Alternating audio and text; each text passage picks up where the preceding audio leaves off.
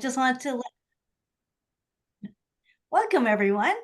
I just wanted to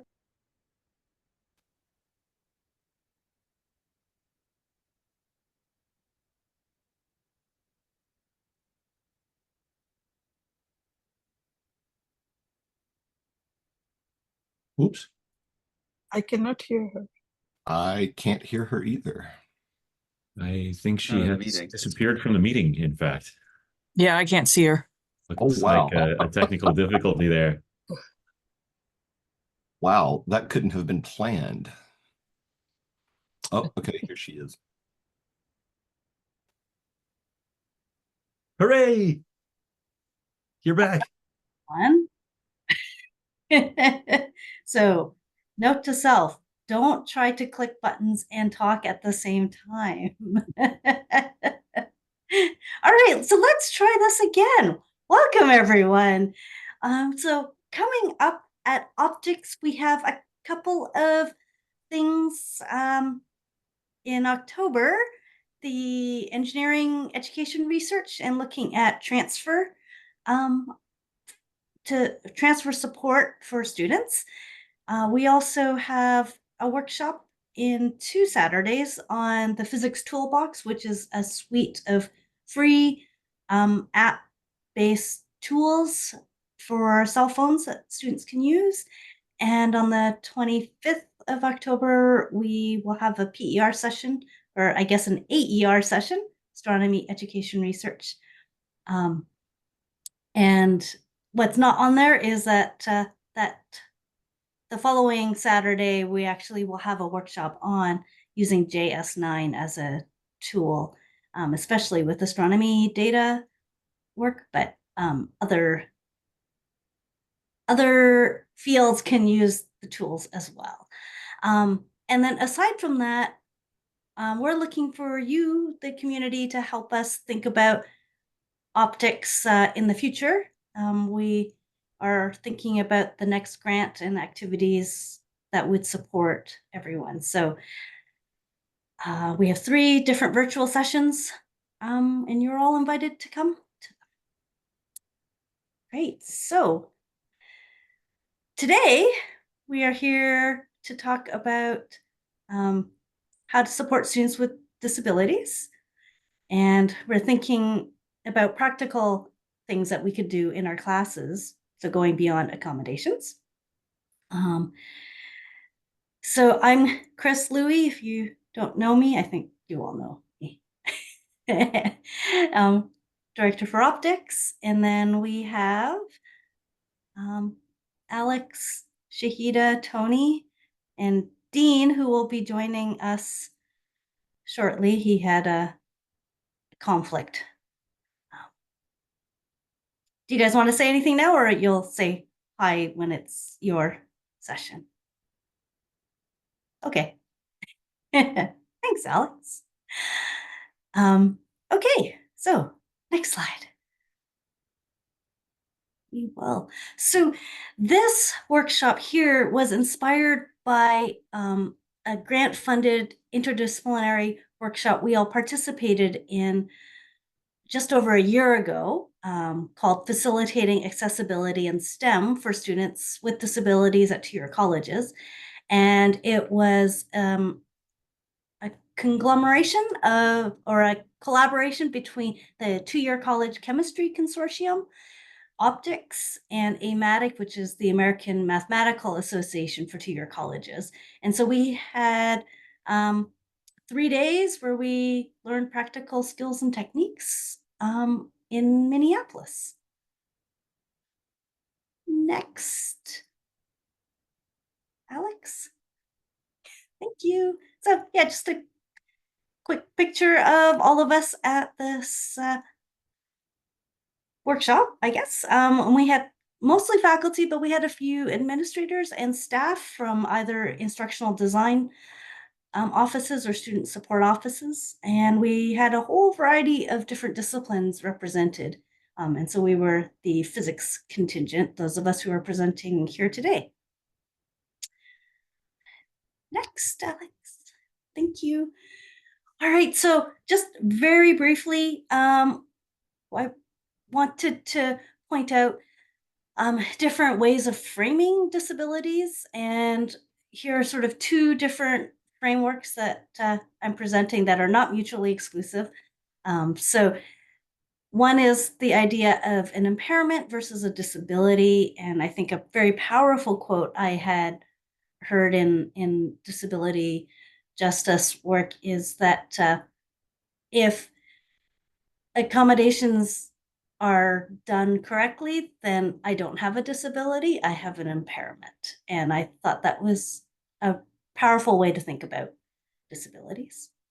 And then I want to talk a little bit about language. So there's discussion in different communities about person first language, where you talk about the person with some condition, or you talk about the disability first. And I think this is highly variable. And Alex, if you want to click next, it's highly individual. So it's important to speak with your students to find out what type of language they prefer. Great. So next. So we're going to send you out into breakout rooms for a few minutes to talk a bit about accommodations. So maybe share an accommodation request that you had that was a bit challenging, or a good situation where things worked out really well in your little discussion groups. And Joe's going to put in the chat a link to a notes document so that you can capture what's discussed in your breakout rooms if you wish. So this isn't a requirement, but we wanted to provide multiple avenues for people to share their thoughts and ideas. All right, so we'll send people out to breakout rooms. Okay, that's my cue. Now it says 5 participants per room, and I don't know how to change that limit. It said 3 initially, Chris. How do I change that? Create more rooms. Create more room. So at the very top, it says create breakout room. Ah, okay. Thank you. All right. Okay, so here we go.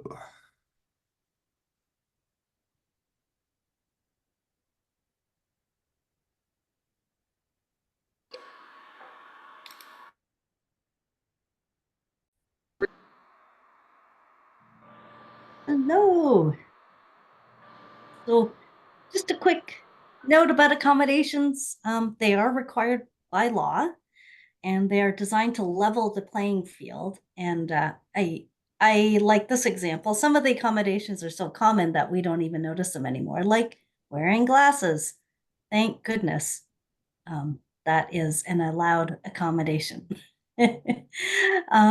So, we've seen a lot of common accommodations provided in the on campus, such as adjustable height tables and elevators and ramps. Oh, there we go. All right, so the reason we wanted to have this workshop is that often we find that accommodations are generic, such as, oh, they get extra time for exams, or they're quite minimal in their guidance. I had a deaf student in my class, and we had a sign language interpreters, but there was no guidance on how to effectively work with a sign language interpreter or other things I could do to support my students. So, we were motivated by the question of how can we do better to support our students. So today we're going to look at 4 different areas of disabilities or impairments: mobility, neurodiversity, hearing, and vision. And hopefully there'll be a bit of time at the end to talk a little bit about universal design for learning as a framework. We aren't actually going to go in this order, but we are going to move to Tony to talk about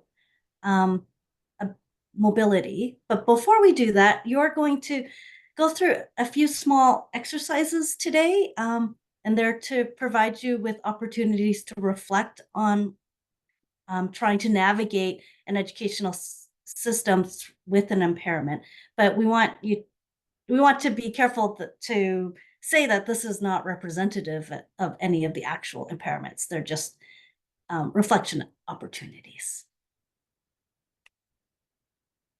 All right, so take it away, Tony. Yeah. Well, I thank you, Alex, for advancing those slides for me. So we want to do an activity just as Chris has mentioned. So if you have a paper and pen, I don't know how that's going to work for you, David, but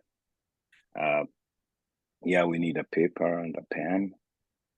So we want to copy stuff that's going to be in the next slide using our non-dominant hand. Will that work for you? Are you ready? Okay, so let me click.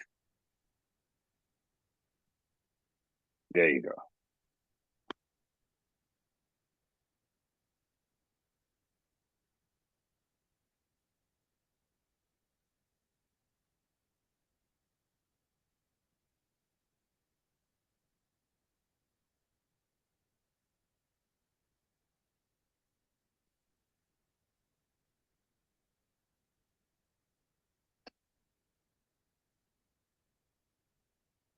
We're doing this for 1 minute. And I didn't time it well.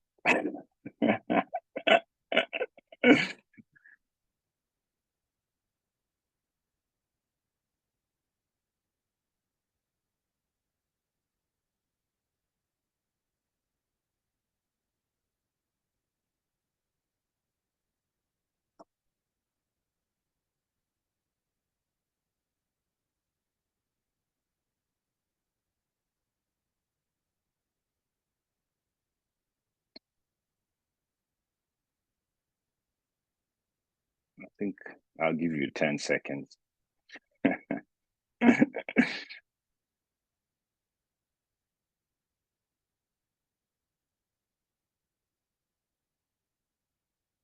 Great. So I want to get some feedback from you, either through the chat or you can just mention this. What challenges did you experience? Anything that was fine detail was super hard. I could do the overall shape of the field and the loop, but drawing in those arrows was really hard, and I had to just not replicate the arrows. I had to kind of say, okay, this is a wedge rather than a solid triangle. And there's no way I'd draw a triangle on every line, although with my right hand, I still wouldn't draw a triangle on every line. I'd draw a triangle on a few lines representative. But the overall sort of shape of things, it was fine, but the details were hell. Was getting frustrated with my drawing in terms of it wasn't representing what I was seeing or thinking that I wanted to communicate. Like there was a miscommunication between my hand and what was inside my brain. And that was frustrating for me. So Yeah. And I've seen in the chat that it was pretty slow. Accuracy wasn't great. Takes a lot of effort. For me, I kind of thought about my muscles that I haven't used in my left hand. They were really working out my muscle. Well, I had an experience with one of my students. I require my students to have to write journals at the end of the week for reflective purposes. What physics did you learn? What other experiences did you have that are non-physics but impacted your learning and things like that? And so I prefer handwritten journals, 1 page every week. And so there was one student who had really poor handwriting and very good student. And I was like, man, you're killing me with this writing.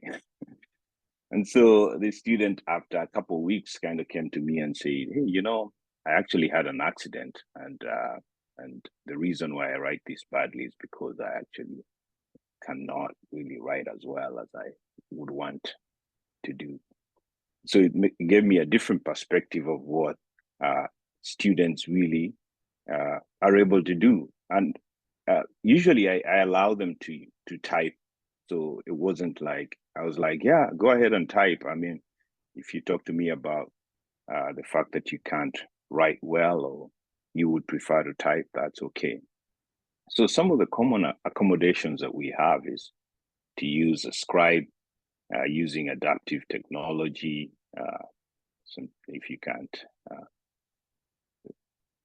write well, or and also there's the other special arrangements that Chris had mentioned, desk, sometimes height adjustment, but also just because of just the space itself, some students may require special sitting arrangements. Also using a service animal and a personal attendant. I like to think sometimes from a website I read that a wheelchair can be viewed as a personal assistant device, not just like a wheelchair. But it is supposed to assist someone to do some tasks. Yeah, so continuing on with the tools and practices, for us as professors, it will be helpful for us to allow for students to use computer, like in some of those activities that require us to write.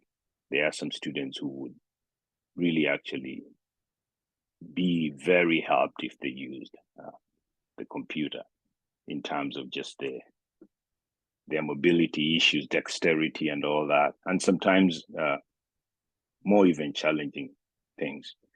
Also, it's helpful to be aware of the space around you in terms of the lab or the classroom. My classroom really needs a lot of work in terms of how the desks are set up. But yeah, I know we work with what we have. And so the other thing to think about in terms of the lab is sometimes you put the same items in different shelves and it's not very useful.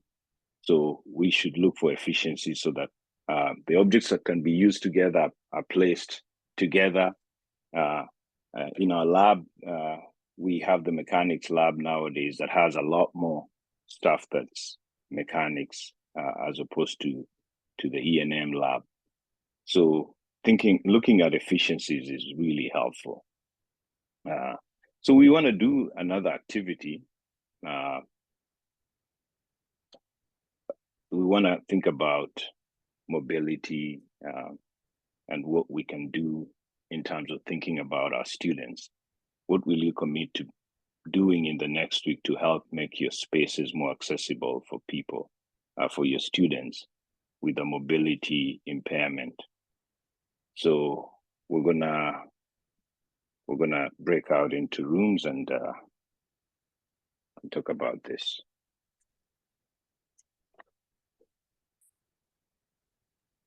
Are we ready for that? Is that my cue? It's your cue. Alex, is there anything from the chat? I think I missed a couple things, but maybe I'll look at it once we get into our breakout rooms.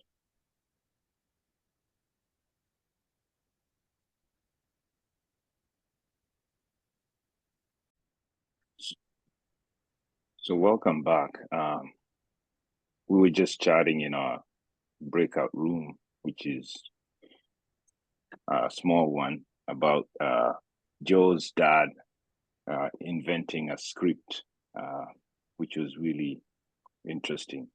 I want to find out from your breakout rooms what you talked about. So go ahead and report out to the big group.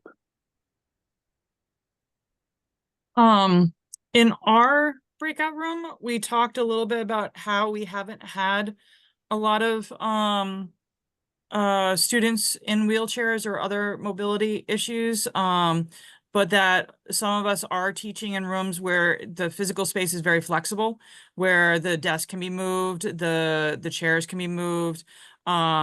We've expressed that sometimes the lab spaces are very narrow though, and that the lab spaces physically sort of restrict us in terms of how to get students in, and just they're physically narrow for other much more mobile students that don't have the physical limitation. And then from there, we talked about other things maybe that we could do, but we also like registered that, just trying to maybe request a room that's on the first floor or close to an elevator, being aware of physically where the restrooms and where somebody has to go in order to, where your room physically is located, if there's any possible way to maybe reserve a different room or a space. Our group talked about how we both use the main whiteboards and have our groups go and do their problem solving on the main whiteboards. And so we just talked about how we had to make sure that there was a clear path to get there for our mobility impaired students. I do have somebody with a cane this term, so I try to make sure that that person gets to sit right near the whiteboard so they don't have to move very far.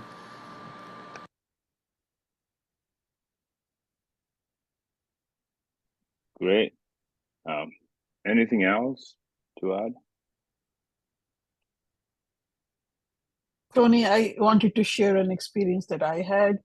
One of my students, while playing, I don't know what sports she played, but had an accident, fractured her leg and was in the cast and was coming to school on a wheelchair. And, she would get a ride, they would drop her at the door. I think there was like a bus service or something. And then the handicap access door button was not working, and it was snowing outside. And the class started at 8 o'clock in the morning. And I was in the classroom. Suddenly I got a text message, Shahida, can you come and get me? I'm trying to push the button and I cannot open the door. So a couple of students went down. The classroom was on the second floor, and they got her in and brought her up. But yeah, I mean, we don't even realize the small things that mobility impairment could bring. If, for example, the automatic door opening switches are not working, that's it. How would they enter? It's just very difficult for students. Yeah, thanks for sharing. The other thing I just wanted to toss out there that Shahida remind me of is that several of our campuses, like we teach late at night, but yet there's not security, maybe that the doors lock and everything, and then having somebody locked out of a building that, physically is having a hard time or needs, that is another issue. It's not just simply, the physical space. It might be like the physical space is okay, but then late at night, there's not that help around where something goes wrong. Renee, they have those blue phones, but to get to the blue phone, that's also a thing.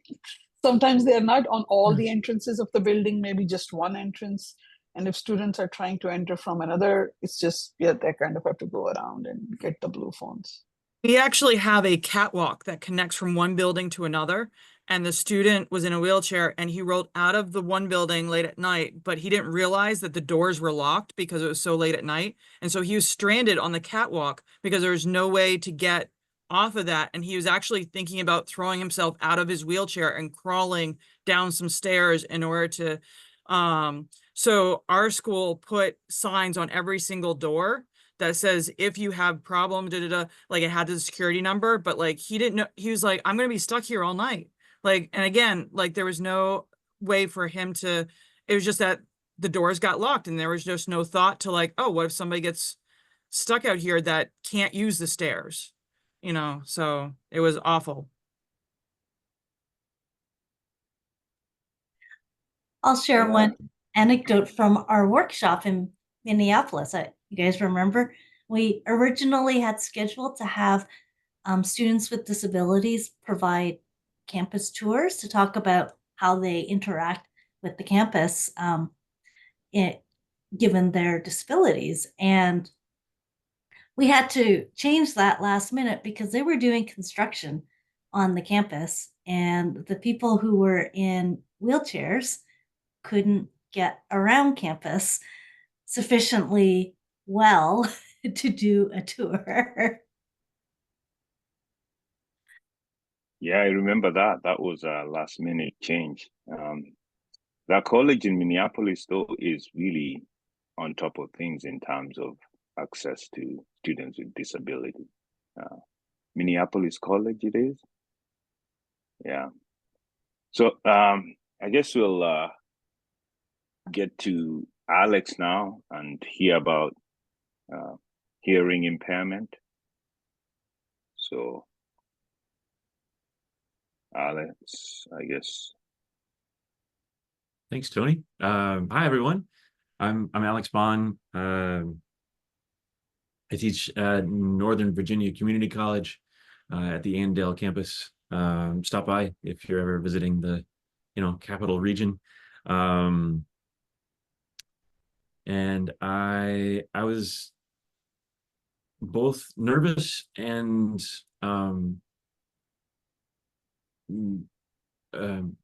felt very lucky to be able to participate in the workshop in Minneapolis. As I don't have a lot of experience providing accommodations for students with impairments, other than additional time at the testing center. And I don't have very much experience myself with the having of an impairment. So it was there was definitely an element of imposter syndrome that accompanied my attending the workshop and participating. That I'm what right do I have to be here, but then again, maybe it's even maybe it's sort of uh, a, even an even better thing, I suppose, for me to be there. Important for me to learn all these things that I had no direct experience with. So I'm really grateful that that I was able to take advantage of that, and thanks to Optics and our collaborators who put that workshop together. I'd like to speak with you all today about, as you might observe, about hearing impairments.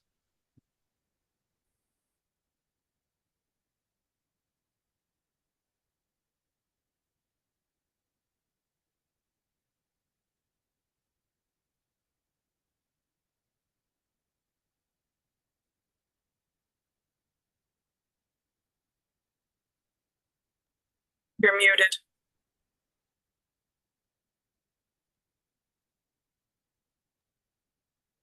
Alex, I think you're muted.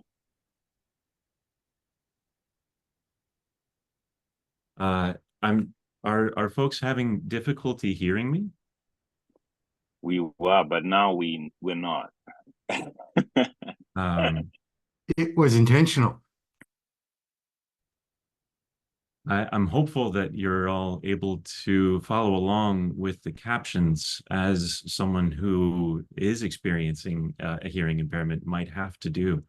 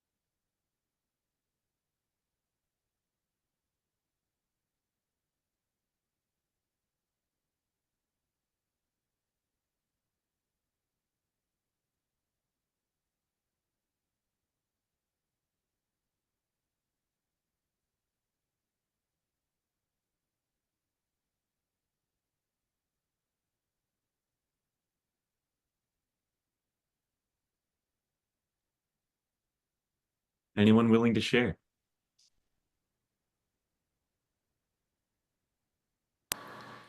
I thought that the captioning here actually did a pretty good job with punctuation. It doesn't always.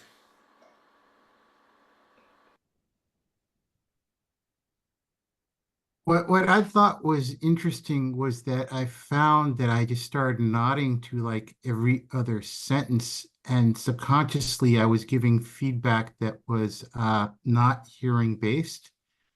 And somehow my brain has taught me that okay, if somebody's communicating me in this way, I should be giving them feedback which is visual rather than auditory. So I don't know how that got programmed in, but all of a sudden I'm like, oh wow, I'm actually sort of responding to this sort of automatically in a way that hopefully would be helpful to the speaker.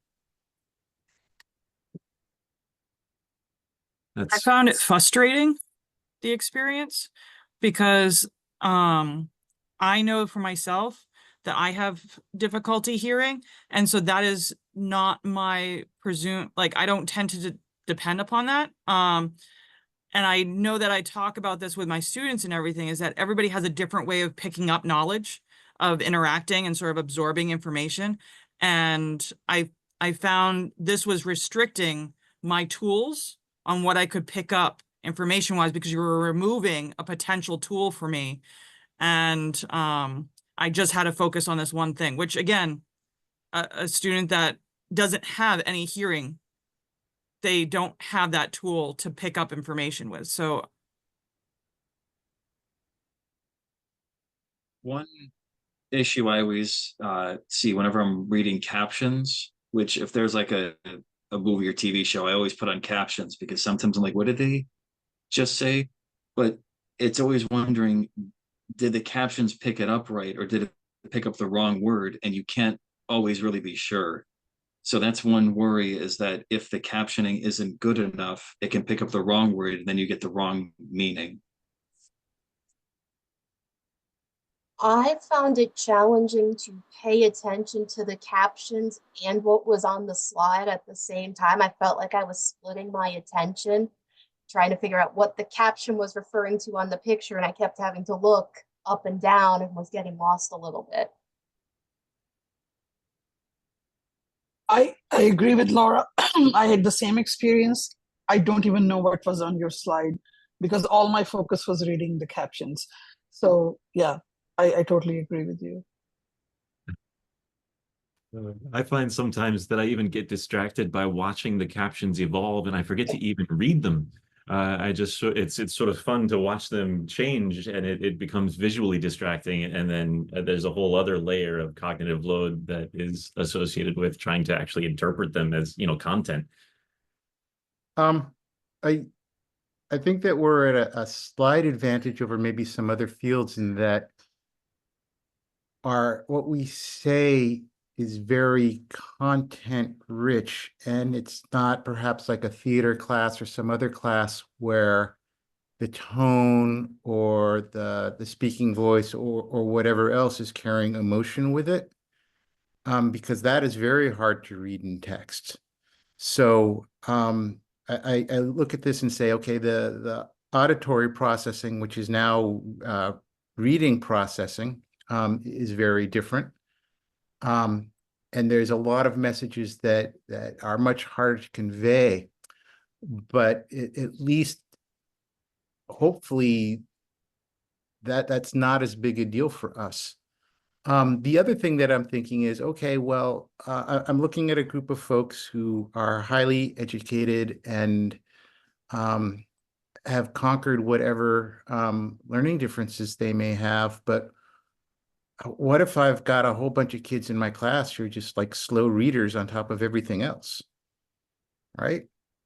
So I think it'd just be really hard if my solution to anything auditory is, oh, I'll give you captions, but you're a slow reader. I think that's a great segue, David, to some of the fairly common accommodations that are provided for folks with difficulty hearing. Because captioning is valuable, but not necessarily the best thing for the individual student. And that's the, if we had to draw a through line through the different topics of the day, it's that these are individual students with individual impairments who are in need of individualized accommodations. As I was doing some research to prepare for our session today, I found it interesting that there are that the identification deaf is with a capital D is a specific sociolinguistic and cultural group, that it's as much a cultural identification as the perhaps more commonly talked about demographic cultural identities that folks may express, and that it primarily signifies those individuals whose first language is sign language. And I'll share at this point that when our twins were very little, a coworker of mine had some like baby sign language DVDs that she sort of, she had no small children and handed them over, and our kids loved them. Like, that was the thing that they were quiet when we had on the TV. And so very early, it may have been that their very first expressive, like self-expressive language was sign, which is sort of wild to think about. As contrasted with those who identify as deafened or late deafened, who perhaps did not initially express with sign, but who have lost some or all of their hearing in the meantime, and who still do communicate sometimes with speech, but who also rely on other visual forms of communication like captions. And then folks who identify as hard of hearing have some hearing loss, and maybe Renee, that is an identity that you might ascribe to, that you're still communicative in speech yourself and when others speak, but that you are sort of leveraging the other tools that you have at your disposal. Although I certainly don't want to presume to identify anyone for them. I prefer that folks did that for themselves. I was curious what I've been teaching at the community college for 7 years, and so far I've had one student with a documented hearing impairment, as indicated by a memo from the accommodation services office. But 1.5 billion people experience some hearing impairment. 20% of the global population, which was somewhat eye-opening, and it really makes me wonder about the other students in my classes. What impairments are they getting by with that are not being like that, for which they are for which accommodations exist, readily available accommodations, that through whatever reasons they either don't think they are that they can take advantage of, or that they have been taught by experience that are not available, or that they're not able to take. I'm very curious about the potential laundry list of impairments that my students historically may have been living with. Accommodations for those with hearing impairments include, yes, captioning of various types. We are currently enjoying the live captioning that is provided by, in this case, Microsoft PowerPoint. You may have had some experiences with the captioning provided by Zoom, which is if you can imagine taking multiple classes and then having instructors decide to provide accommodations with Zoom or with PowerPoint, even in the context of live captioning, that experience is very different. Other accommodations include note-taking, transcripts, ASL interpreters, or other sign languages interpreters, depending on the needs of your student. And these are common, and one of our sort of modus operandi today is to consider going beyond accommodations. So this is a great list, and these accommodations should be provided. However, as someone who does not have handwritten notes, someone who presents content extemporaneously, the preparation of closed captions for my presentations would be a significant demand on my time. And that's not to say that I'd be unwilling to provide that accommodation. It would be a lot. It would be a lot. Note-taking and the presence of an interpreter in your classroom also present real logistical demands. And in the context in which as we saw, the provision of an accommodation represents an additional cognitive load, these present logistical challenges.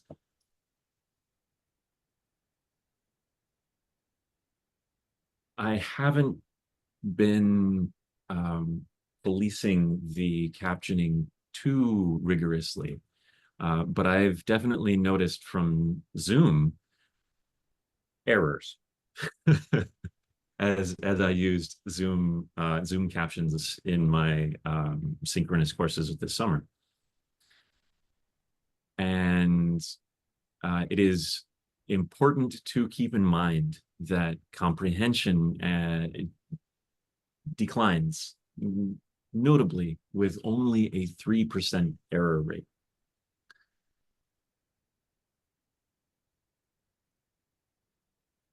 So what can be done to go beyond the accommodations?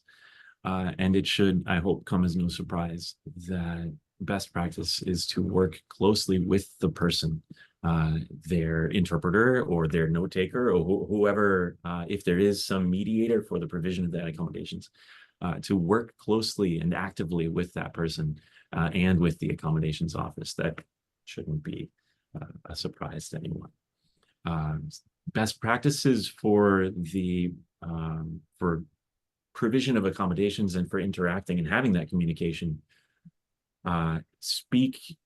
Orient your presentation to the person with the hearing impairment, not to their interpreter. You could imagine how such a presentation might be a little bit dehumanizing.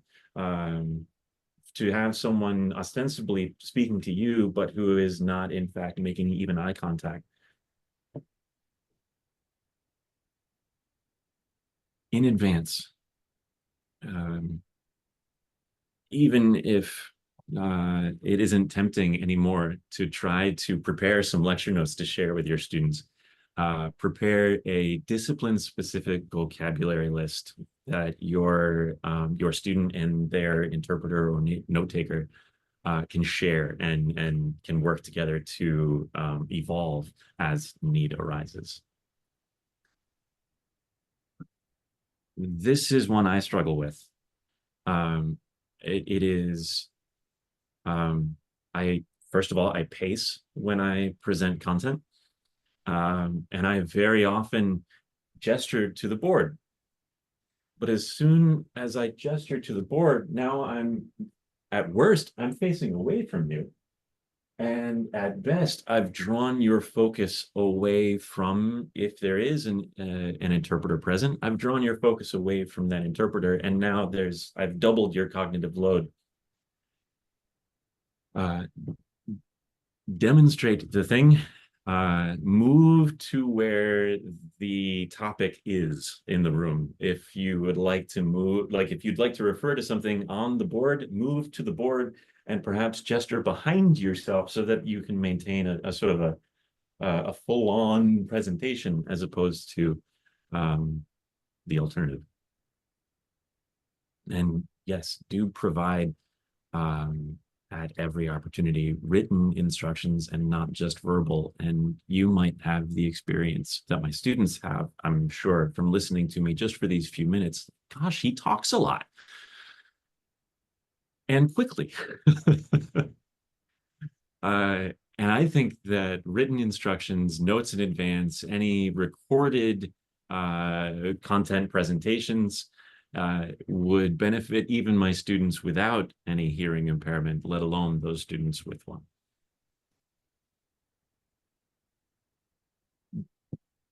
Of course, do use auto captioning, but be explicit with your full class and with those students who who require that accommodation.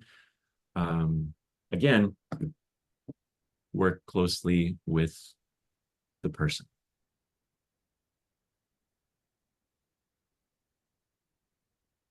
That's enough from me. I'd like to give you all an opportunity to discuss with each other those things that you might commit to doing in the next week or weeks to make your teaching more accessible for students with hearing impairments. And Joe, if you wouldn't mind doing the thing for the breakout rooms. Person. Was that Tom? It was me. Okay. And I'll give, it looks like room David. 2 is still finishing up a discussion. So we've got 8 seconds left before they're ripped back unceremoniously. Sorry, I thought everybody was back. So I was like, I better hit record. Welcome back, everybody. And just to remind that we're thinking about what we might commit to do to help make teaching more accessible for those with hearing impairments. So we'd like to hear from you. Okay, so some of the things that came up in our room were I use Zoom simply as a way to record what's on my screen when I'm talking. And it's literally free for me to click a stupid button and create captions. So why not do it? Another person committed to thinking through sort of the pacing that they're doing and slowing down, just sort of the auditory part, speaking more slowly.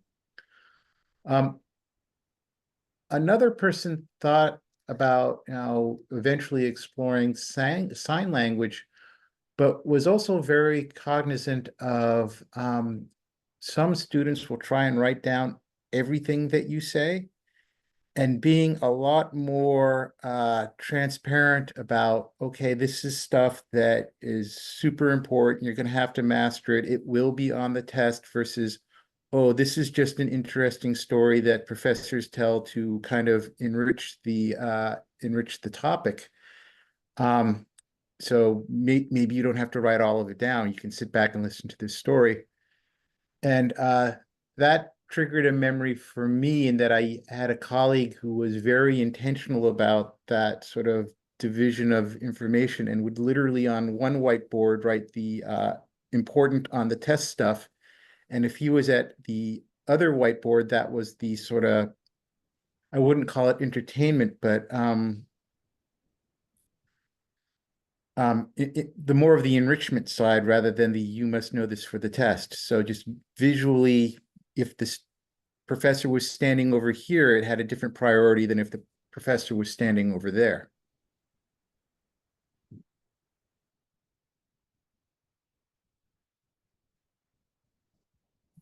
Neat idea. Anybody else?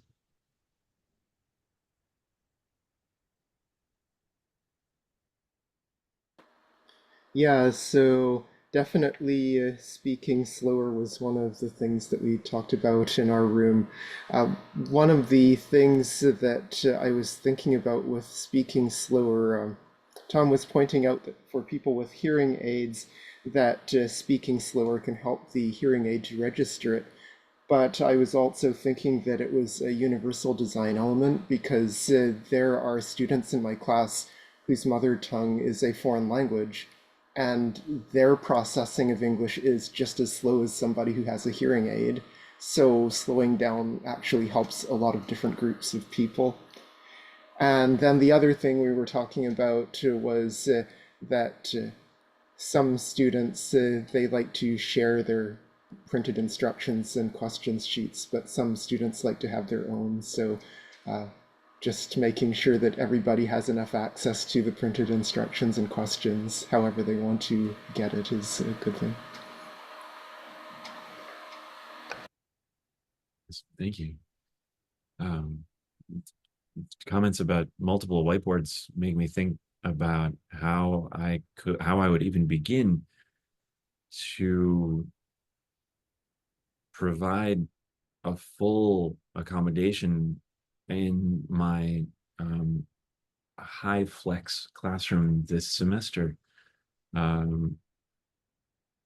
Whether and whether the student were attending via Zoom or in the room, I'm not sure how that. I think that would be a very I think it would require a lot of work with that student to make sure that they were able to access everything as equitably as possible. Other ideas from breakouts that folks would like to share?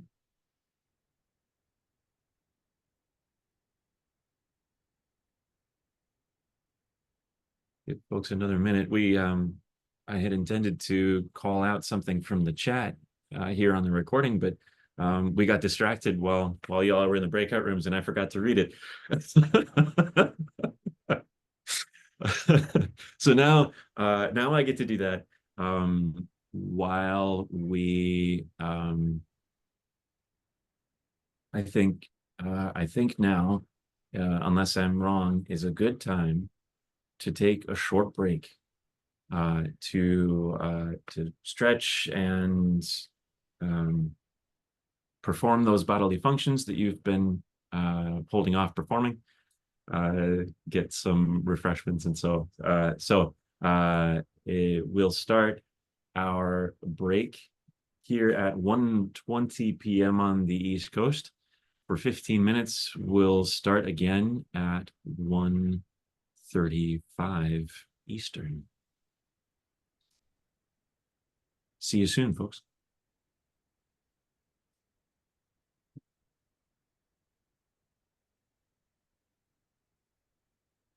I'm going to. Thank you. So my section is on neurodiversity. And I thought, let's see. There we go. I thought it would be nice to have an image here. So I thought this will be fun. Let me give Gemini AI the prompt, show me a neurodiverse person's face. And thought it'd be fun to put in what it gave here. And actually it gave me a lecture about a neurodiverse person looks just like anyone else. That's a negative stereotype. That's bad for you. So I was happy and surprised to see that Gemini is able to do that. So for the introduction to this, just in seeing like what neurodiversity is, just the basic stuff of it, I thought I hate just reading through a whole screen of words, so I just thought I'd let you see this and just read through it on your own for a minute or two. There we go.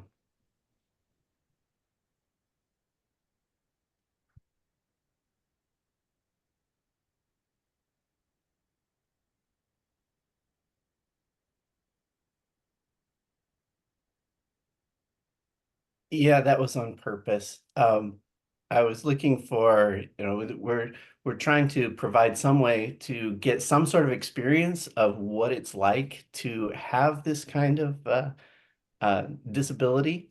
And part of neurodiversity, some people have trouble with distraction. And so I found a simulation of what can you do to simulate someone being distracted. So that's why the text faded away there after a little bit, spun around. This is what's going on in some of your students' minds while you're doing these things, just kind of fading out.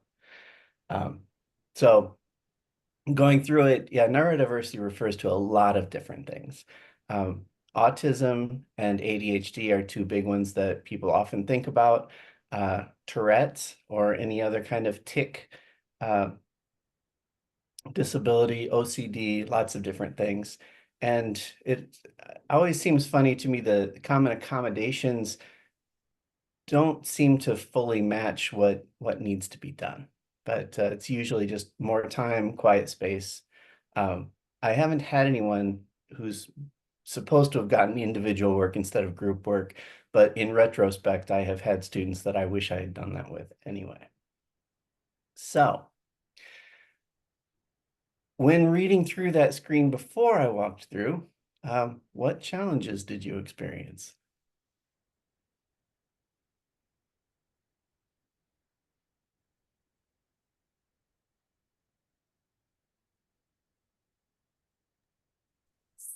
Like I had to wait or pause before things would stop spinning, or that the changes would stop or settle down, which then delayed me in terms of reading and interpreting what the information was. Right, so even the time that you were connected, you had to spend time reconnecting, even though it was all still there. Yeah, so slowing down a lot. And then Chris was also saying every time something happened, I had to start over. And so that's one of the accommodations is often more time for just such reasons. Anything else? This And then, isn't a part of the simulation you showed, but my sister-in-law has dyslexia, and it takes the form that when she's reading black words on a white page, the white page kind of flickers pink, and so it makes it hard to read. Wow. I was going to say that in general, I have a hard time just sitting still and reading. So it was hard for me to even start reading before any of the stuff started moving around. So you freaked out as soon as I gave the instructions. Just read it. Yeah. And I was like, oh, okay. Got to like tune in. Right. It took a lot of mental effort to even just start reading what was on there. All right. So it's important also to have multiple forms of delivery, not just put words up there and hope someone reads it.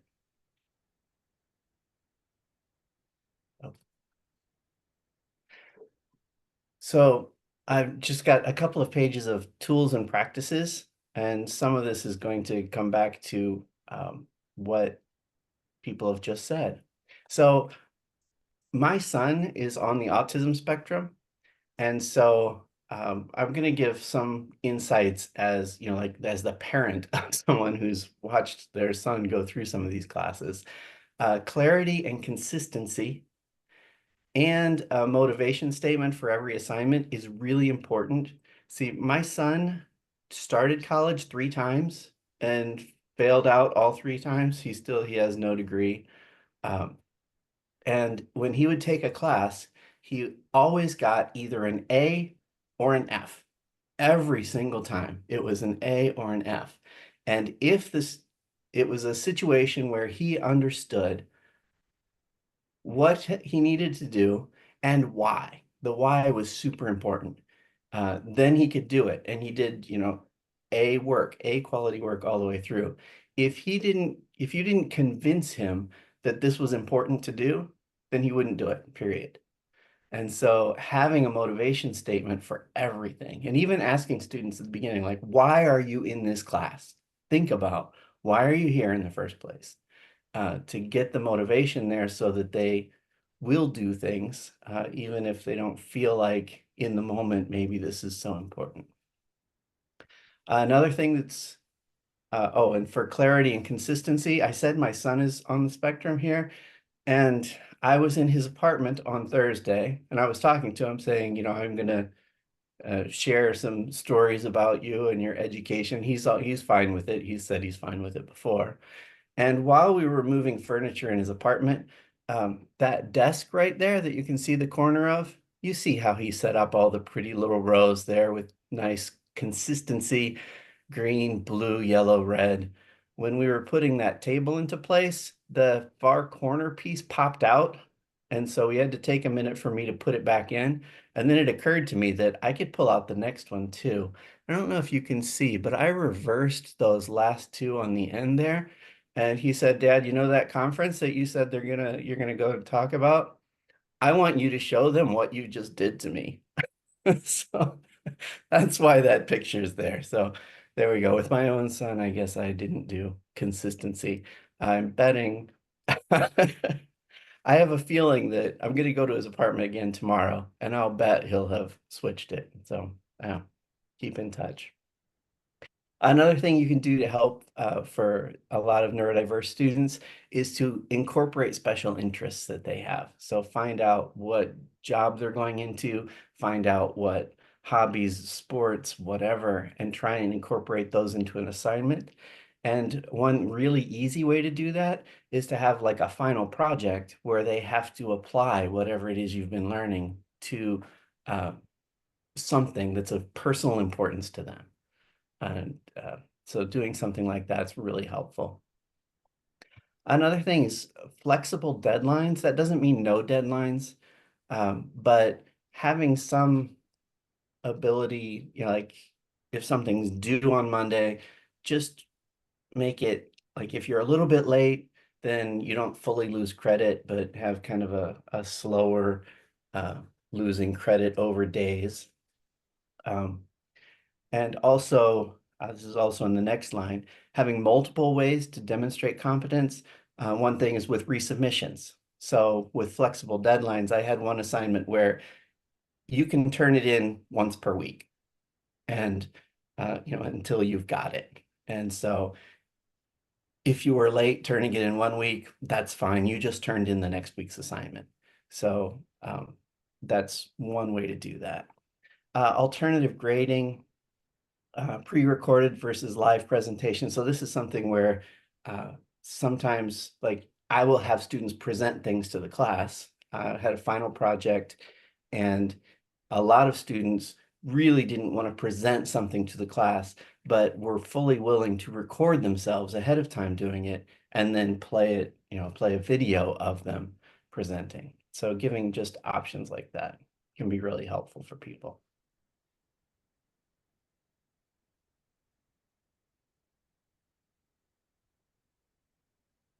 Trying to advance the slide. There we go. So those are things you can do in assessments. Just in everyday practice, someone just mentioned this, being flexible with the need to move. Students sometimes need to move around. Also try and limit distractions for other people. Another story about my son, this is 4th grade now. My son would, when he got too wound up, unable to deal with things, there was a table in the classroom in his 4th grade class, and he would go over to that table and just crawl under it and sit. And it drove his teacher crazy.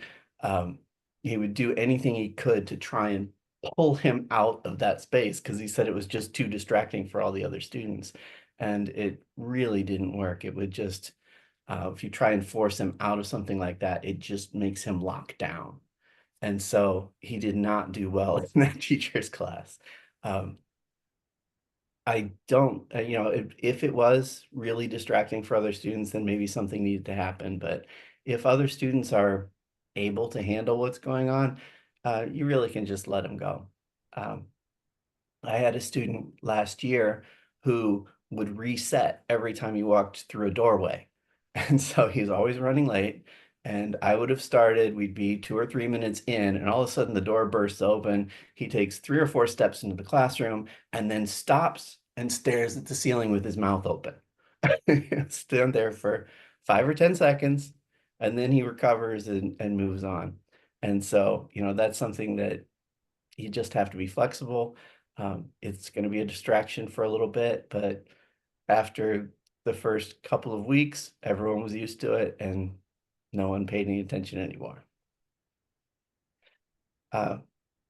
Multiple modalities to convey information is important. This is something that I think it was Laura just said that, you know, just being able to read it wasn't enough.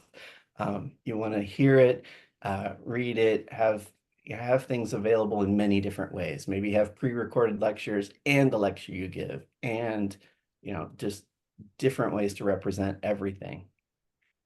Some people are really not able to communicate verbally very well, but they can communicate in graphics very well. So it's important to like have pictures of things, have words that go with things.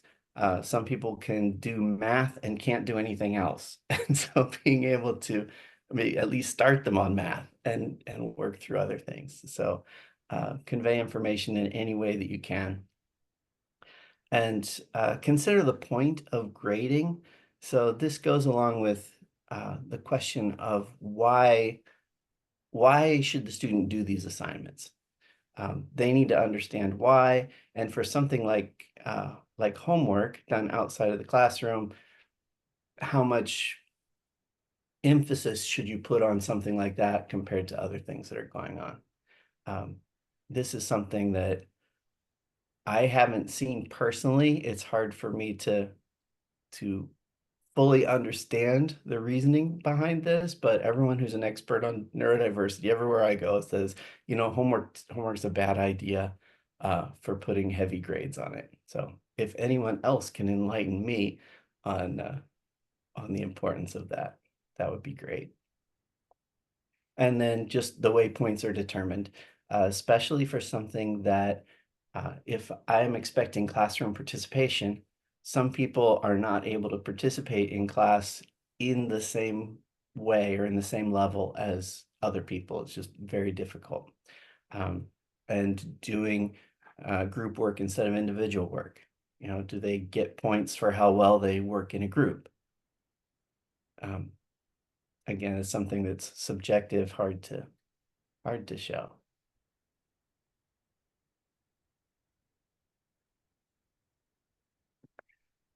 So, any questions on that? On any of those pieces? Oh, I did hear there was someone who had a question about what do I do with a student who's very sensitive to sound? I don't really know. I have students who wear headphones a lot, and so they'll put on kind of noise canceling headphones, which you know is distracting for me to wonder what you're doing with them. But I know a lot of students do something like that.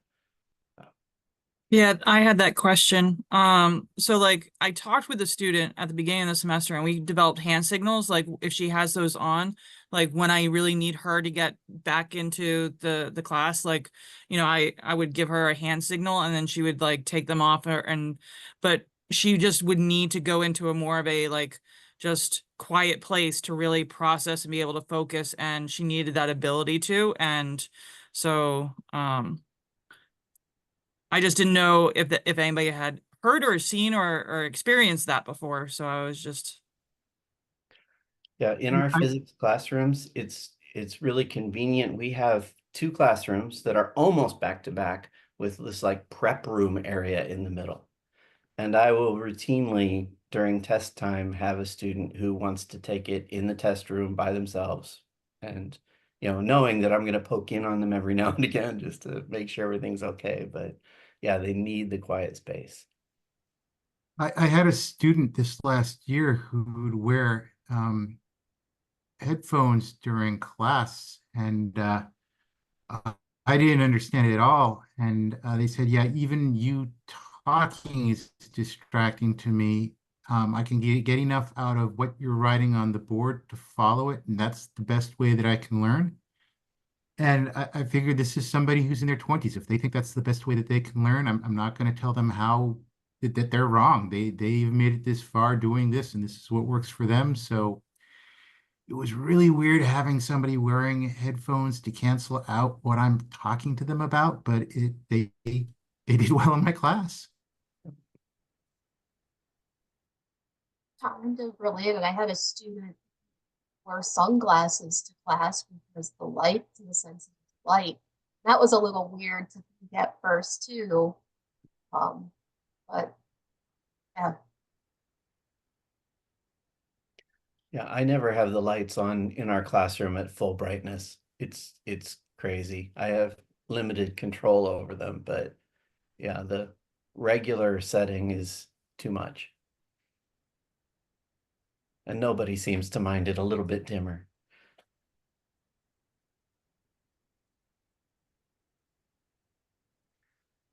I was going to share my little nephew, who's 5, is autistic, and he gets very sensitive to being overstimulated, and sound is a big deal. And so at his birthday party, all these kids running around, and he was running around with them, playing with them, but he had his noise canceling headphones on. And he's really good at self-regulating and like, hey, the things are kind of bothering me now, and he puts on his headphones. So, as a 5-year-old, he's already become self-aware, which I think is pretty awesome.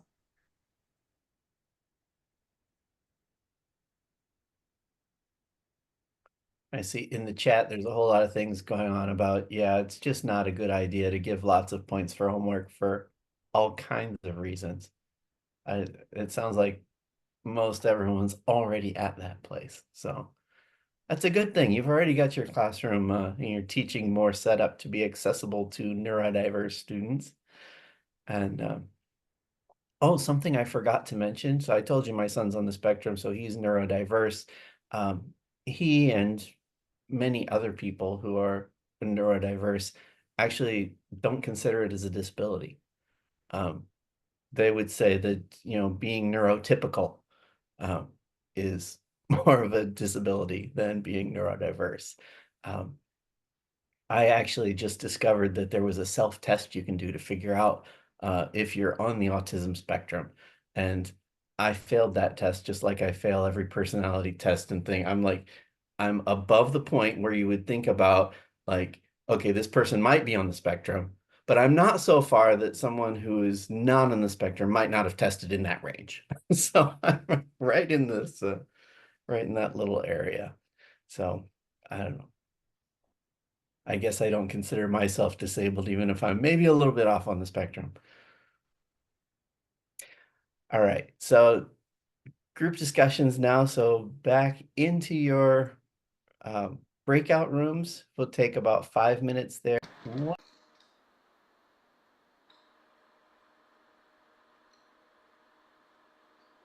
All right, so what did people come up with? Anything we're committing to? So our group talked a little bit about kind of not forcing modalities. So students, there might be group work in part of the class, but if there are students who are more comfortable and learn better figuring it out on their own or working through problems by themselves, not forcing them to be part of a group. We've talked about maybe having conversations with students one-on-one to figure out how we can best help them and support them. Doing different alternative assessments, flexibility for projects in terms of format and kind of topics. Let students pick the thing they're interested in to do a project on. Committed to talking to other departments who don't have as much flexibility as we do in our own classrooms about deadlines and formatting and making sure the papers are all stapled, otherwise it doesn't count. And something that I said I'm going to try to do is for some of my more flexible projects, I actually had students ask me for more guidance, that it's just too much for them to think about and they don't know where to get started. I think some of my students who are on that neurodiverse spectrum, some of them thrive with flexibility, but some of them need structure to get started. Figuring out how to offer both structure and not structure at the same time. All right, thank you.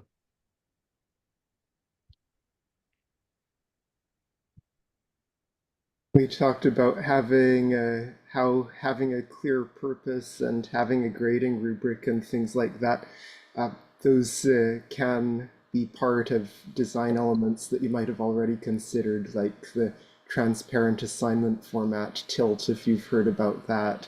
Then making sure that there's a purpose at the top and that the grading criteria are clearly laid out at the end, helpful for all students, not just neurodivergent ones. And something that we didn't talk about in the group, but I was just thinking right now, the other day I had a student who has ADHD, and she was saying that when she happened to be in the group with the other ADHD person, that she got a lot out of talking with the other ADHD person because they kind of thought the same. So a kind of if you know that you have certain students with certain neurodivergences, then that might influence how they should be grouped up.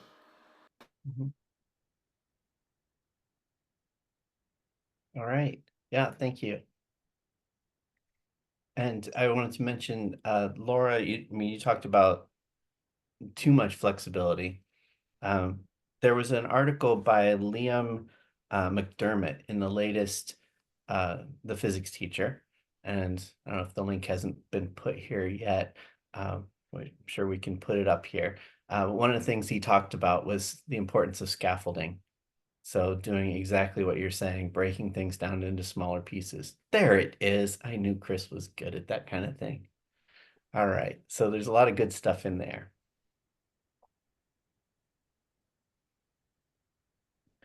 So just a couple of things to remember about neurodiversity. The same thing's not going to work for everyone. I was at a presentation last week where someone said, you know, if you've seen one neurodivergent person, you have seen one neurodivergent person. Everyone's gonna be different. And you know, as I said, a lot of times it's not considered really a disability. It's a different way of doing things. Like someone on the autism spectrum, there are a lot of great things. Perseverance and like loyalty are huge. So there are some really good things that often go along with these. Really important thing is to just try and be flexible as much as you can and be kind. That's you know, if students know that you are on their side and you are trying to work with them, that does wonders for making sure that things can run smoothly for them. Nice. Neuro.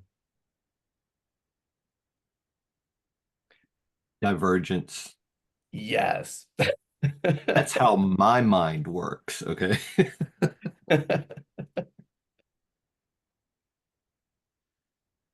All right, and that's what I had. So we're off to visual impairment unless someone has something else they wanted to ask or talk about there. Okay, thank you.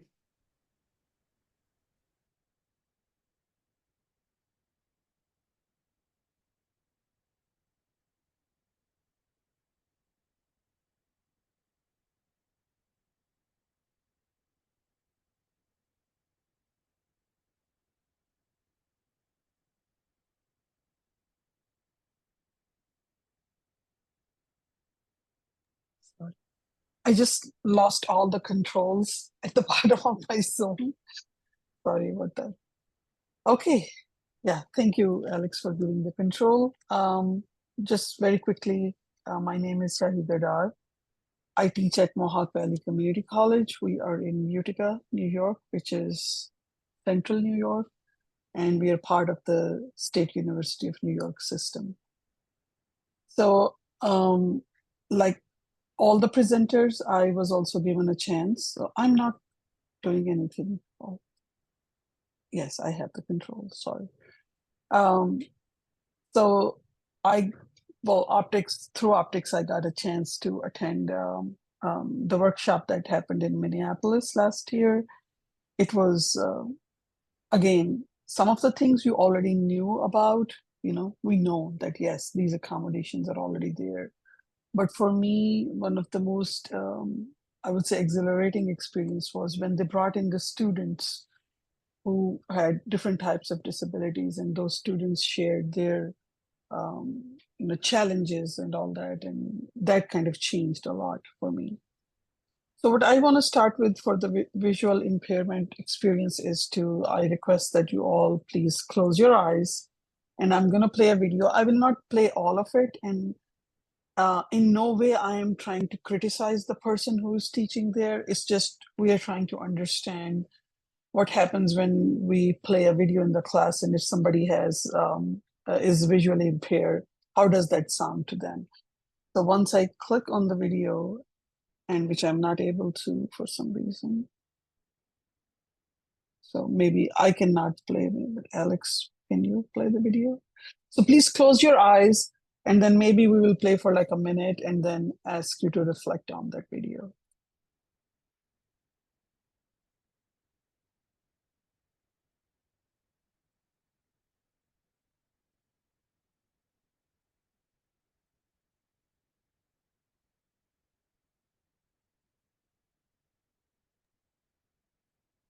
So I have a tab open in my browser, but can you all see it? No, we cannot, because you're sharing PowerPoint.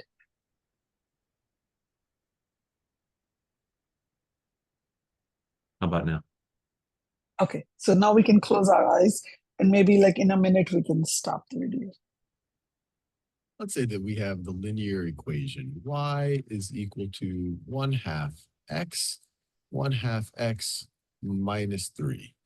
So if we wanted to draw the line that represents the set of all points, all the coordinates where the x value and the y value satisfy this equation, we could start off by just trying to draw a few of those points and then connecting them with a line. So let's set up a little table here, x comma y. And then we could just try out a couple of x values here and then figure out what the corresponding y values are. And I'm going to pick x values where it's going to be fairly easy to calculate the y value. So let's say when x is equal to 0, then you're going to have 1/2 times 0 minus 3. Well, then y is going to be -3. When x is, let me try x is equal to 2, because then 1/2 times 2 is just going to be 1. So when x is equal to 2, you're going to have 1/2 times 2 is 1, minus 3 is -2. When x is equal to, let's try 4. So 1/2 times. I think we can stop here. 2. Yeah, it's like 6 minutes long. We can go back to the PowerPoint. So I just want people to reflect upon that little exercise. Were you able to understand that everything was being said, and could you visualize it without looking at it? I'm going to posit that there might be a generational divide here, because I actually was doing okay with that, but I grew up in a educational system before calculators were introduced. So I'm very good at kind of like doing math in my head, and I'm a physics professor. If I think about my son, and he would have died in that, because for him, math is okay. I take it to a calculator. The machine does the computations for me. When he was talking through those computations, I could see them in my head, and I was doing the computations with him. So for a 50-year-old with a PhD in physics, I'm fine, but my son would be crushed in that. Yeah, I would also mimic what David said, because I had an okay time because that's how math was taught to me. So it was very similar to something I experienced. But I know with students that if if that's all new to them, if that's how they're being exposed to it and they can't see and they can't create their own images, then it's hard for them to create that from scratch.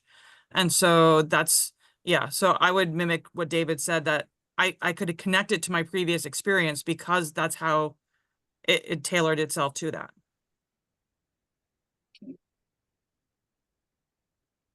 Would anyone else like to share their experience? I happened to open my eyes and see the attempt made by the captions to narrate the math, and just imagined trying to follow along with that without being able to hear it, fully, and just wow. It I- took somebody me, else? say Sorry, it go took ahead, me a second to realize what the equation was, because I think the first time he said it, he repeated 1/2 x like twice in there, and I was like, what's going on? Yeah. And again, thinking from the point of view of students, if this is the first time they're learning about graphs or intercepts or anything, he said X and Y, never really mentioning where the X was and where the Y was. So if somebody cannot see, they wouldn't even know what are these X and Y and where do they go usually. So yeah, I think that could have been challenged. But since we already know stuff, that's a slightly different thing. There is one more. Sure, go ahead. I just wanted to say I really wanted to like take notes about it so I wouldn't forget what the equation was. And then I realized, wait, if I have my eyes closed, this isn't going to help. I don't know what to do. Yes, definitely.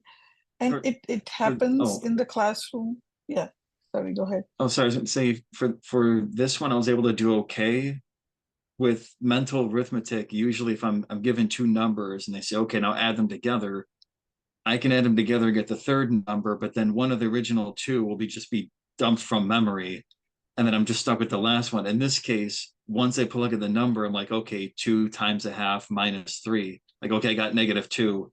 Then everything else is gone. I'm like, okay, -2. What was the original one? But that's how my mind works. I always have to write it out or use a calculator because my memory is really just that bad. True. Okay. Would anyone else like to experience before we proceed further? Share. Okay. So there is another example, and I know we are kind of time-wise, we don't have much time left, but I at least, and I know don't have the control of this screen anymore.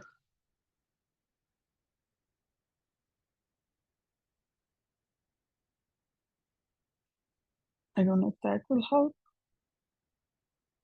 Yes, I think this is helping. Thank you. Yeah, just one more example to get some visual impairment experience. The pie chart here is basically showing the causes of visual impairment in a published study. So there are different causes and percentages are given. This is how a green blind person would see this chart. So, I mean, I want you to maybe spend just a few seconds looking at it. There's a lot of information that is already there. Now we are talking about a slightly different kind of visual impairment here. What if somebody is colorblind? And sometimes knowingly or unknowingly, we try to use different colors when we are writing, especially on whiteboards, using different whiteboard markers. And maybe sometimes not realizing that students are not able to see those colors. So look at that chart for a minute, and I'm going to ask you, based on the information that is here, that different causes of visual impairment in that study. And I'm sorry, I do not have the control of the PowerPoint for some reason. I don't know why.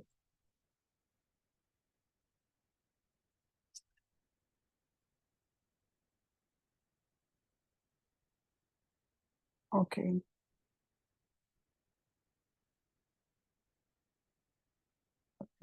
So very quickly, if we could also quickly share, looking at that graph or the pie chart that was there, did you experience any challenges trying to interpret the graph? And if so, would you like to share some? It was harder to do it with the colors that were more similar, but I think there was some design that was just amazingly helpful, and that the order on the list was clockwise going around that pie chart. So just putting a little bit of thought into stuff like that was just amazingly helpful.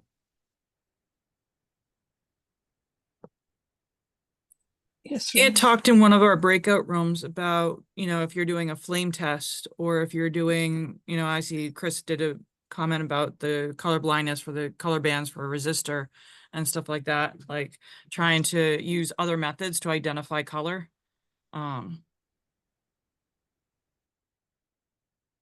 Definitely.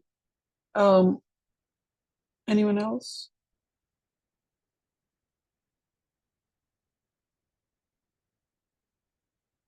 So this was the original chart, original image. As you can see, a lot of pretty colors with a lot of information in the chart.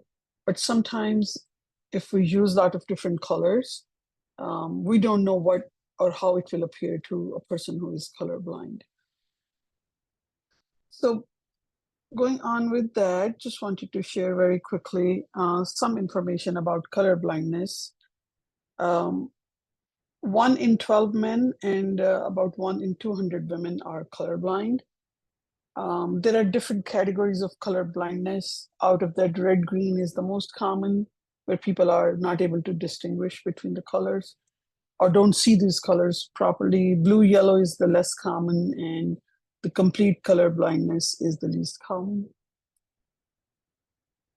As far as the other visual impairment disability goes, the legal blindness definitions are also given. So for example, if somebody would be considered legally blind if they are with their better eye, their vision is 20/200. There is a lack of standardized terms for visual impairment. So for example, common terms could be like visually impaired, which is like a broad term that could include anyone who has less than normal vision or the vision that cannot be fully corrected. Or low vision is another term that is commonly used for people who have significantly or significant visual impairment that cannot be corrected either using glasses or surgery.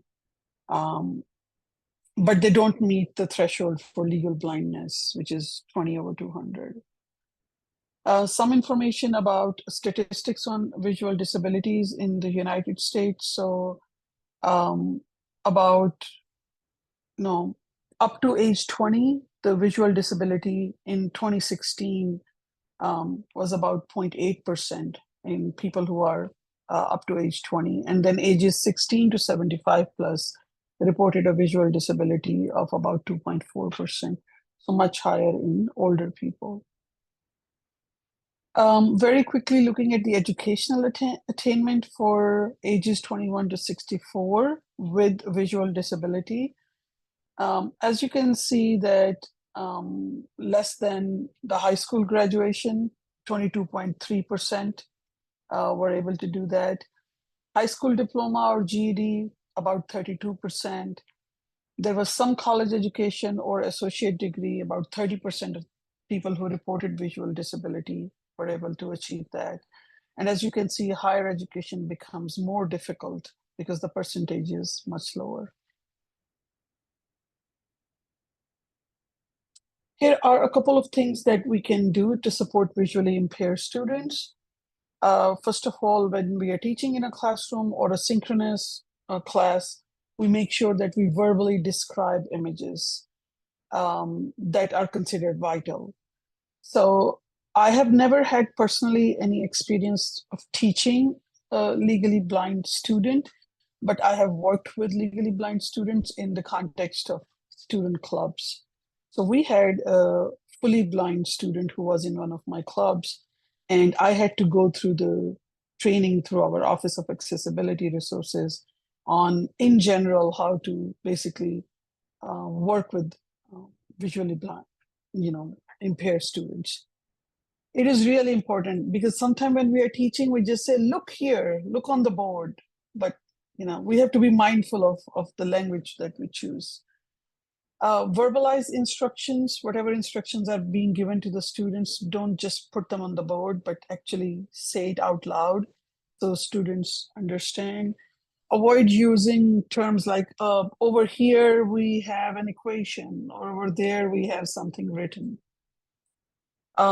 If we are using PowerPoint, it's really helpful for visually impaired students that, first of all the notes, PowerPoints, anything else that is being taught in the class has to be given to them ahead of time so they can use their screen readers. Nowadays, iPhone is doing an excellent job with accessibility related matters. They use a lot of apps where they can have things, they read them, or Braille or whatever it is. We have to provide the material ahead of time. And when you're teaching in class, it really helps if you mention what slide number you're on. Always using alt text for the images, and keeping in mind the color blindness, using good color and texture for contrasted images.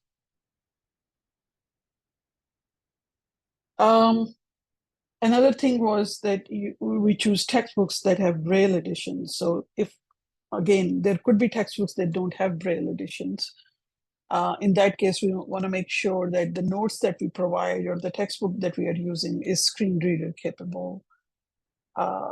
Hyperlinks are really helpful, and that is at the first-hand conversation with the fully blind student. They said that is extremely helpful, having hyperlinks in the textbooks, actually. You have to organize your notes and handouts. If they're not organized, then screen readers won't be able to understand what is going on. Or if, for example, your disability office is trying to convert them to Braille version, or swell form printing, the graphs and all those things, they have to be really organized. We already talked about providing notes to students before the class.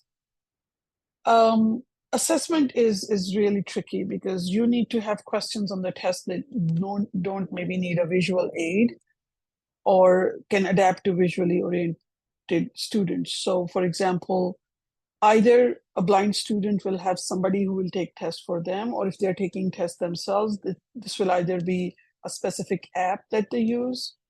So we want to make sure that our tests don't need visual aids. And then, of course, I'm going to talk a little bit about several other ways you can use like tactile models, even on the test, to ask questions. Geographic orientation is also, we don't rely on those too much. That's recommended.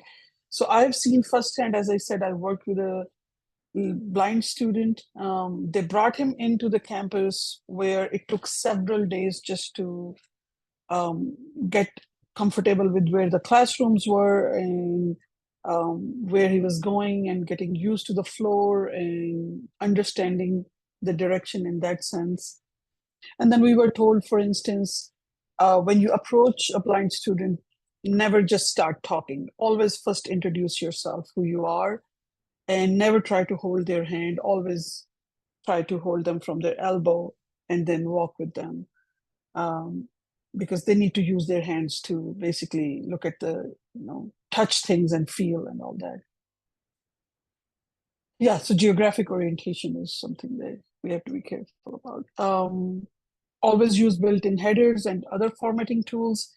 At the Minneapolis workshop, when we attended the session about visually impaired, they said that the Microsoft Word was actually one of the best ways to prepare your notes. PDFs are the worst.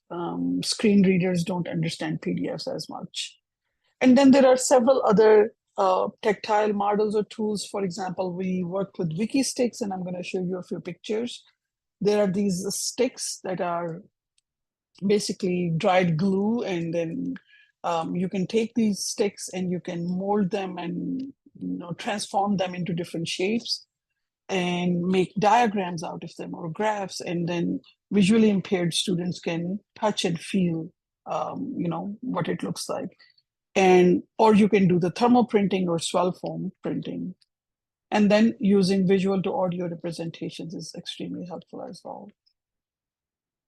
Here's another example of when you are not formatting your equations properly, and you have some handout and student is using a central access reader to read. And again, this was supposed to be a video. I think I can play that one, or maybe not. And again, I don't want to play the whole thing very quickly. Yeah, I'm sorry, Alex, you will have to play this one also. It's not letting me click on it.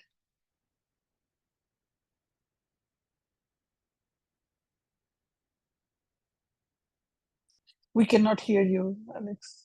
You're muted. What do they hear when they come across an equation? For me. Or it can sound like just isn't for I me. can only do my homework when someone in my family has enough time to read it to me. Someone in my family has enough time to read it to me. Professionals sometimes hear equations differently. Professionals sometimes hear equations differently. I didn't know math was so hard to accommodate. Something is going on. I hear it twice. I'm not really helping this student. I feel like I'm not really helping this student. If you can use Microsoft Word, then you can create accessible STEM content. Input math with Word equation editor or math type, and I'll take it from there. Here are some of the things I can do for users. Select the discipline of equation and read the content right within CAR. I'm sorry, I don't know what happened here. It was supposed to be like a video separate window. Fundamental identities. Tangent. Theta equals begin fraction. Am I playing it or? Theta over cosine. Theta end fraction.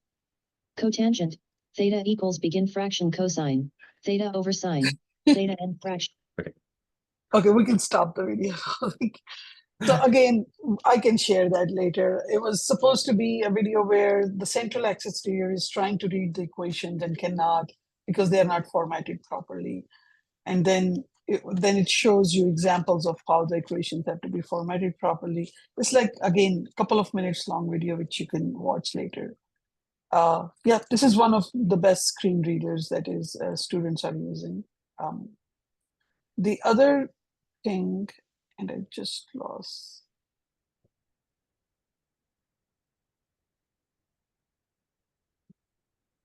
Is the swell form printers. They can take a black and white image and make it tactile. Our actually college has one. We tried that when we talked about this workshop. So we printed a few examples. So that was really nice. But it has to be black and white image. And I know here it is kind of showing color.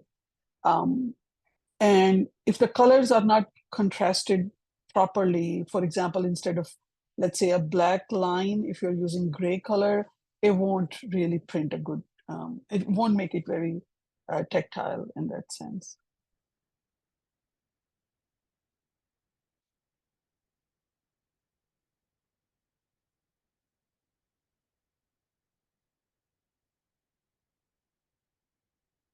Yeah. So this is an example from the Minneapolis workshop. So one activity was that they gave us wiki sticks, which are these, you see these little sticks there on the paper. They stick to the paper. You can kind of mold them, bend them, whichever way you want, and kind of create a three-dimensional model of whatever equation or law or principle you're talking about, especially in math and science. So participants then prepared, and then we prepared kind of an exhibition and laid out.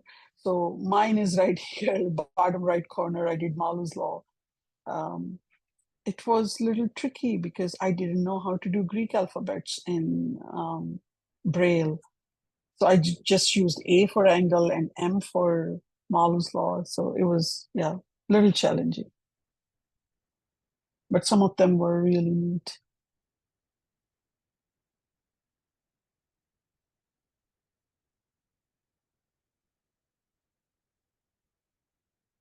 Yeah, I cannot proceed. So what we would like you to do again, we'll send you to breakout rooms, and we would request if you could please think of something or commit to doing in next week or so to help make your teaching more accessible for students with visual impairment.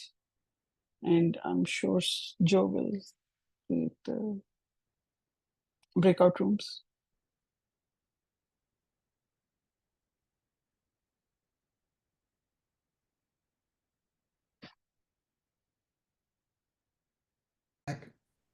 Oh, okay. Sorry. I thought, or maybe that was the 1 minute warning thing. That was the 1 minute warning. Yeah. Okay. Okay. I think Everybody's back. everybody's back now. Great. So would you like to share from your breakout room what discussions you had? Anybody can chime in. I'll share first. So we talked about how one person was going to do more check-ins with their students about the visual graphics that they used, and just the dry eraser colors or just PowerPoint colors, just making sure that the contrast was good enough for them to catch those situations. Another person talked about how they sometimes teach chemistry, and so they're going to be using some flame test sensors that actually display what the wavelength is, and not just so that way, because we often identify through the flame test the colors, and then this would be another way to identify without just relying on the colors. Another person talked about how they're going to try to revamp their PowerPoints so that way they have they're not using colors that are very close, like the graphs that you showed. And another person talked about trying to use built-in headers in Word, so that way a screen reader would have a much better chance reading what that material is. So I think I recapped everything. To throw something in that I just thought of from our group discussion, to go back to a discussion we had earlier in our group, making sure that handouts and printouts have a readable font and are in a size that's appropriate, maybe having printouts in larger text versus smaller text. Students who might benefit from a font size a few sizes bigger.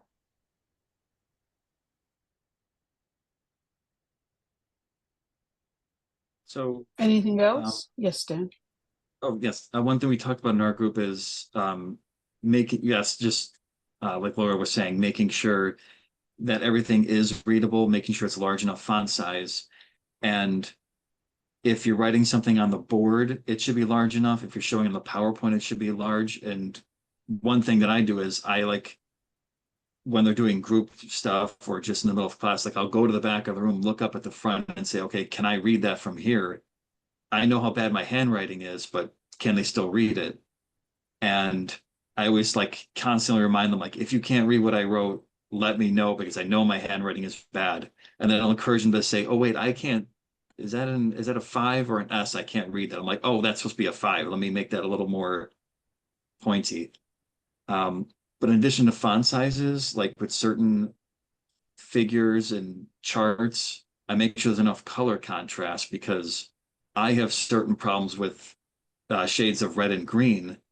So if it kind of blends together for me, then maybe somebody else will have an issue. So I make sure, like, okay, here's a picture of a box and there's a force, and I'm using a red for the force and I label it. And then I say velocity. Okay, here's a green with enough contrast and I label it too. So if anybody else has the same color problems that I do, they can still read it. And there's enough variation in everything. And I don't try to mix too many colors at once in case they decide to print out black and white and then everything looks the same. So just a few of the issues that I have. Yep, great. One of the, oh, sorry, I was just gonna No, share. go ahead. Yeah. One of the other things that I do with my online class, because online classes, we typically don't have this interaction. Like with my face-to-face, I can really, I set up a very nice, relaxed environment where the student feels comfortable to come and talk to me and everything, and we can check in and periodically. With my online classes, I feel like the student often feels more adrift. That their very first assignment, one of their questions is, do you have any visual concerns that I should be made aware of? And do you have any religious concerns that I need to be made aware of? Do you have any, just really checking in on them about what their you know, and I tell them, I'm like, anything that's going to be impacting your learning, I want to know about it, just so that way I can check in with you and make sure that everything is portraying the way that it needs to be, that everything needs to be, you know, that everything is presenting. But I just wanted to share that's something that I do with my online students, because again, the online students are often more adrift and they don't necessarily check in when there's a problem. So Great. I just want to quickly mention that I usually use for like notes or PowerPoints for our LMS, which is Brightspace D2L. It kind of tells you right there what the accessibility, where do you stand on accessibility meter. So if your document is not very accessible, it gives you like a score or something, and then it tells you what's wrong with it. For example, the colors, or maybe you didn't use alt text and all. But then I recently heard that Microsoft Office is also doing that now, where you can use right there in the Word or PowerPoint, they will tell you what your accessibility score is, or if your document is accessible or not. That's all I think I have to say. Thank you very much, everybody. I think my part is done. Are we back to Chris?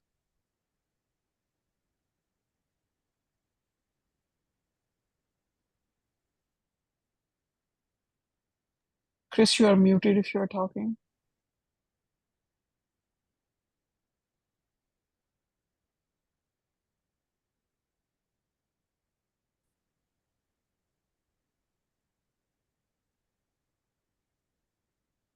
Sorry, I couldn't find the button because it disappears. Do you want me to share my screen, or are you still sharing and I just can't see it? They're not sharing. No one's sharing. Not sharing. Okay. Well then. You want me to? I'm on it. I just had to find the thing. Great. That was weird. Maybe not. What?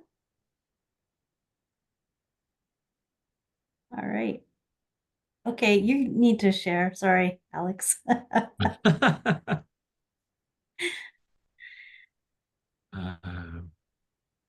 And apologies, everyone. I just keep losing the controls. So Alex on the rescue. yes.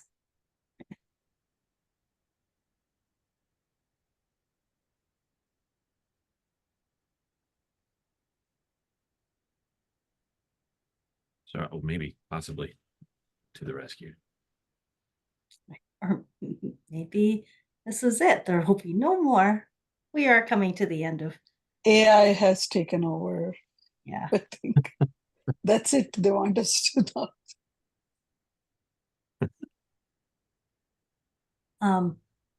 Well, one of the things I think I wanted to share from the workshop we did in Minneapolis, there was a geologist who was teaching a completely blind student in the spring semester of 2020.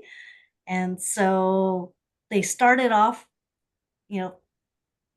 really well, and then suddenly we went all virtual because of pandemic lockdowns, and they had to reconfigure a lot of things. But one of the things before lockdowns, the instructor had created a lot of different models to help with the blind student, and then would just bring them to class to share with everyone else. And this was like a state university, so large classes, like hundreds of students. But having these physical models actually helped all of the students in her class. And so there was this one concept that I didn't understand. It was a geology concept that traditionally tests really poorly. So when she tests for it in an exam, very few students get it. And that term, almost every student got it. And she was like, wow, that's amazing. So I just thought that was a nice example of universal design for learning. And I think we're probably not going to do much about this because we want to, there we go. Oh, want to make sure we end on time, but it's a general framework that looks at building in good practices like we've been talking about so that it helps all students, right? And the guidelines are actually based off of how students or how humans learn, and they have been split up into ways to engage learning, ways to represent learning, and ways to demonstrate learning. And I think instead of actually going through an example, which is what I wanted to do, maybe I will just skip to the end here. So each of these ideas has multiple subcomponents, and it becomes a fairly large framework if you follow the actual resource. But the general idea is to try to make it make things accessible for more people when you design your instruction. So whether it's the materials or how you present or the spaces, to think about ways to make things more accessible to more people.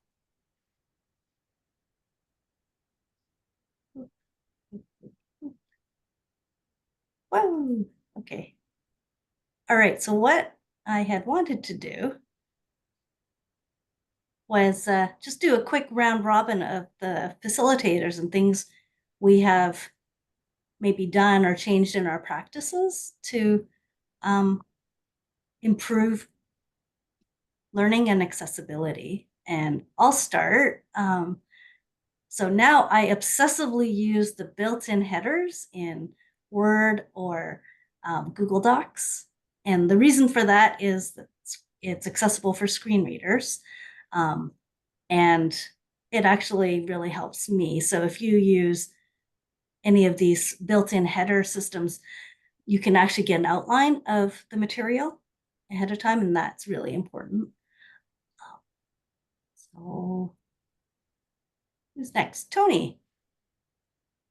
Yeah, that PowerPoint captioning is one of the things I've used, not so much in my class, but I use them in presentations. And the one presentation that I can remember is a previous one that we had with Jason. We're talking about astronomy, using astronomy in physics. And so I use that closed captioning tool from PowerPoint. And just being aware of accessibility issues for my students helps a lot.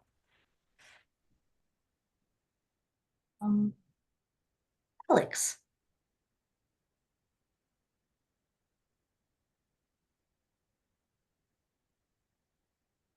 I'm not I'm not fully there yet, but something I've been working hard to do is to provide that purpose, the rationale for each activity. I find it's often harder to write than the rubric. That it's it makes so much sense, to me, that this is a worthwhile thing for us to be doing, and that it has all of these reasons for us to do it, and I'm going to score it this way. But then how do I tell, like, what do I so it's a work in progress. The other I had another thought, and working to de-emphasize homework a little bit in my grading scheme, and working to expand the idea of mastery beyond just a test, where across the discipline on the different campuses, tests or summative assessments are supposed to account for some percentage of the total grade. but there's a little bit of flexibility for, well, what is an assessment, and to what extent can a can a project be used to assess the same understanding as a traditional examination, and it's something I've been working to do since the workshop. Cool. Who's next? Dean hasn't gone yet. That's something well, this has turned into a really big thing. But in our physics labs, I'm often looking at things saying, all right, so what if I had a student who was whatever? And when we start our circuit labs, we use light bulbs. And a blind student would be completely unable to do 2 weeks worth of our labs because you can't see it. And so we played with fans. Fans have been presented in the literature as a good thing to use as a replacement for a light bulb. They don't work at all in our labs. We'd have to redesign it. And so I've been working with a couple of students. We've designed a simple circuit, and the students are making this like 3D printed case around it to make it useful for students, like in a lab situation. And these little boxes, instead of changing in brightness, they create a sound, and the pitch of the sound changes. So we're basically creating light bulbs that are sonified to use as drop-in replacements for our labs. So we haven't gotten to try them out yet. We think they're going to work, but now we need to make enough for a whole, like at least a couple of classroom sets for a couple of our lab groups, and we'll hopefully try them out in the spring. Hey, Shahida. So a couple of things I have started, doing in my classes already, looking at the material, making sure it is accessible, using accessibility checkers. The other thing, I used to always claim that I have teacher's voice and I can speak real loud, but at the conference, when we went to Minneapolis, they said never assume that and never say that. And whenever you're in a larger room with a lot of people in, some people would say, oh, I have a teacher's voice and I can speak. But you never know. There could be people who have, hearing problems.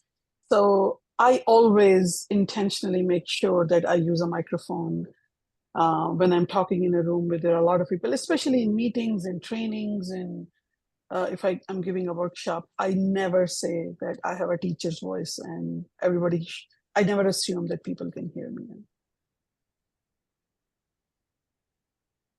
Cool. Thank you. Oh. Just seconding that, during the pandemic, I had purchased a personal speaker and microphone amplification system so that I could be adequately heard with a mask on. But I think I probably need to continue using that sometimes, because when I take the class outside, sometimes there are random noises like from the air conditioner compressor kicking in. And so I think I probably need to keep wearing that just in case there are random noises that I'm not anticipating.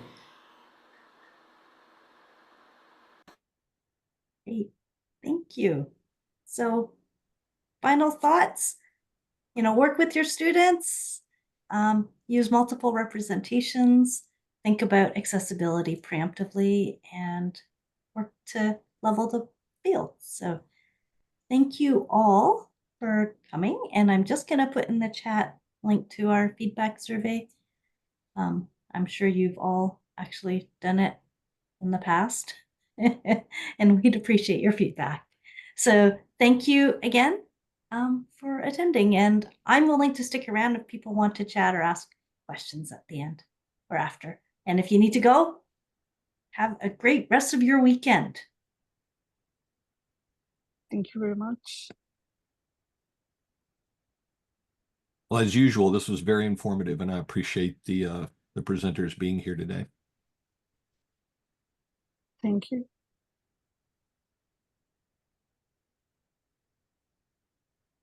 Joe, can you stop the recording? Yes.